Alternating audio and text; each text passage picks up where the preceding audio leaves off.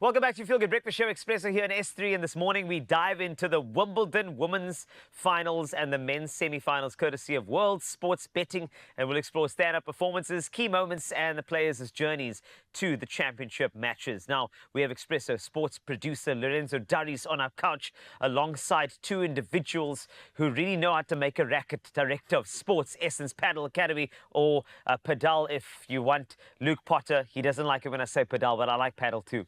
And then tennis coach Ricky Solomons, he'll give us some of the insights into this weekend's matchups. An exciting Wimbledon indeed. And I remember when these gentlemen were on the couch and I said Wimbledon is going to be full of shocks, I didn't lie. There was no lie in me. That's how it goes. So welcome, gentlemen. Didn't I? Do you remember when I said this? I do. I said it's going to be shocking. You did. I Yes. did. Yeah. I remember that. And I said, and I laid it down. Wow. I mean, yes. I mean, maybe Alcaraz, okay, fine, I get you. But there were some big shocks in this one. But so far, wow. We are at a stage where Carlos Alcaraz, of course, is facing a lot of tough challenges, battles, getting to this particular point. Let us start with the journey of Carlos Alcaraz. See, my accent changed for you, Luke. Very good. Okay, gracias. So just looking at some of the matches to get to this point, let's take a look at the journey of Carlos. For you, has it been smooth sailing, or has this man had to do the type of grit work that we've seen from, let's just say, Kreshkova? Well, guys, I think let's just be honest. You're playing at Wimbledon. Yeah. There's grit work. Yes. There's always going to be Always. grit work. So he's gone through fairly okay. Look, Medvedev's going to be a completely different story. Oh, yes. The two of them have got history. Last year they played in the final against each other. So Medvedev's going to want to go out there and prove a point. They've both played fairly long semi-finals. Yeah. So the legs, the lactic acid and all these types of things, there's things like ice baths and these muttis that these guys use these days. But they'll be up for it. They'll definitely, both of them will be. But Alcaraz is looking good. He's hitting it really, really well and moving exceptionally well for a young man, as always. Yep. So, I think it's going to be a cracking semi-final. Okay, just a cracking one. So no sort of points as to Medvedev versus Alcaraz, which one you prefer to win? Well, again, it's which Medvedev's going to rock up, right? It's a case of, if the head's right and the body's right, he's got a game that's going to bother Alcaraz. Yeah. He's a counter-puncher that we know. He hits the ball exceptionally flat. That ball skids off the grass, so this surface is perfect for him. Sure. If he can get it in consistently, he's got a shot, definitely. And in fact, I say he's more than a shot. I think he could actually win this one. So my ball, I'm going to go with the Medvedev. I'm going Medvedev. You're going Medvedev. Yeah, I'm going to do it. Sorry, guys. No. So I forgive you. Yes, Alcaraz is one of the, I just want to say, a Real Madrid member. Anyway, it doesn't matter because this is not football. So, Ricky, just in terms of Novak Djokovic, I think that based on lactic acid buildup, I think Djokovic has less lactic acid given the way that he got into the semi-final. So let's take a look at Djokovic's trajectory in this one, okay, going into this particular matchup. What are your thoughts in terms of not only the journey of Novak, but also the fact that I feel like he's fresher than ever? Yes, he has had an easier run. I think his opponents along the way have almost been a little bit unknowns, and we were a little shocked. He dropped a few sets here and there. So that was a little surprising. And then obviously he had that now walkover now, so he could he could be fresh. However, his opponent in Musetti, he's had issues with Musetti in the past. They actually know each other very well. They play each other a lot. I think the last time they played, Musetti beat him, but that was on clay. I don't think they've ever played on this surface before. Yeah. And so I actually give Novak the edge. I actually didn't think Novak would make it this far. Write him off at your pedal, and he... Wow. I was actually wondering, I'm trying to compute what's coming out of your mouth, so you didn't think that Djokovic would go far. No, well, he had the knee injury. I recall, He had the knee injury, and I don't think anyone expected him to even enter the tournament, let alone, he might actually be in the final, and people were like, no, he's never even gonna, he's not even gonna make it into this thing. What is he had, 3 weeks to recover from knee surgery or something? Yeah. So he's just, it's madness. But this will be a tough match. This is not, this is Djokovic. We've seen this before, eh? I believe it could be, I mean, it's only, it's like, what, 10th, final could be. I mean, anyway, it doesn't matter. It doesn't matter the experience. It's just, it's Wimbledon. Anything is possible. I told you a couple of shocks. Let's go to the women's section at the moment. We've got Paulini up against Krejcikova. I think that if you look at somebody like Barbora Krejcikova in terms of the way that she can be completely against the wall, drop sets, and then win at the end. And I've seen this in other battles before. In fact, sometimes I've even seen the post-match interviews the person's like, okay, fine, you lost the set, you did this, and then you still came back. How is it possible for somebody like that Czech 31st seed, to just have that never say die attitude and keep on winning and fighting through? I mean, that's some really great integrity in terms of your tennis game. Yeah, no, definitely. Firstly, Paulini, I'd love to, just take my hat off to her as well.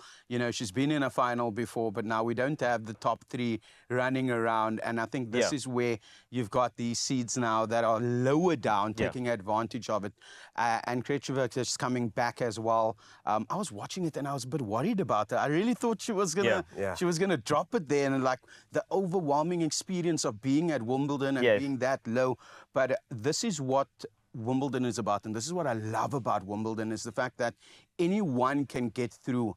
And we've seen that with Novak as well, being taken all the way by either a qualifier or a low-seeded player.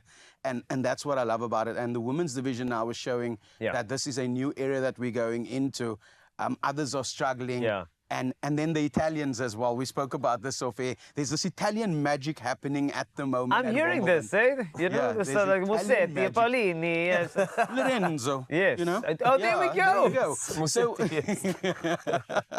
So I'm loving what I'm seeing at the moment. And it's, yes, the men's, we might be saying that Carlos will be going. We've got, Djokovic on the side, but the women's blasted open completely with us not seeing those top seeds there, and I'm loving that. I'd love to see more of that going forward over the next few years. And we're going into the Paris Olympics as well, so lots of these players are going to come out and want to kind of put their foot down and say, hey, we're coming for the gold. Look, you must understand one thing. Yeah. Say Barbara in your Spanish accent. I mean, you did really good. Barbara Krejcikova. I mean, it sounds amazing. Thank you. But anyway, she's been as high as world number 2. Yeah. She's won a gold Olympic medal, and she's won the French Open in 2021. Yeah. 21. She's not unused to playing in a final or at that level. So, I think she'll be more settled, right? Yeah, but not consistently. And I think that's the thing that I'm always looking for, is when you see these top players, they're consistently staying over there week in, week out. They're going to WTA events.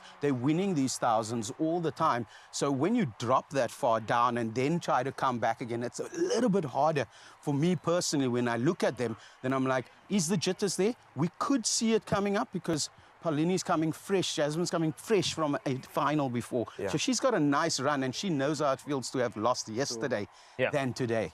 So she's gonna push. So I'm hearing all the insights from the experts, and now let's take a look at this weekend. If you want to make some extra rands, I'm sort of just garden a limb here. What type of options do you think you have? I mean, I've heard Djokovic having an easier walk-in, but there's a knee niggle over there. I'm hearing Medvedev and Alcaraz struggle. Krejcikova, Paolini. There's so many options here. What are some of the options? I'm going to say from a sort of an extra rands point of view. If you want to make a couple of bucks this weekend, what would you think? So you're going to go all straight out winner. I can see where all of us are going for. You could go for a set or a game handicap as well. So obviously putting a little bit pressure on your player at the end of the day. We're also looking at, you could go the correct score. If you do, like, I know that there's some guys that are studying it so much, so they'll pull through on the correct score that you can get as well. Correct score is quite exciting, eh? Total games, we've got set winners and set totals as well. So it becomes very specific as well at the end of the day. So if you've got a certain amount of sets that Carlos is going to take against Medvedev, you can put it through there. I can see, Lucas smiling. He's probably thinking, Lorenzo, maybe I should. Possibly. The man with the insight on the other side. We've got the coach here as well, but I don't think the coach should be doing any of that. So no. Yeah. No coach. If anyone can get this stuff right, then I take my hats off to them.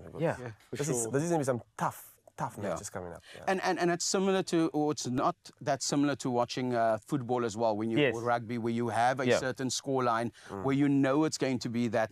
It could be very unpredictable, and we could maybe see a major upset tonight, eh? Going for the clear winner, I don't think it's going to be clear.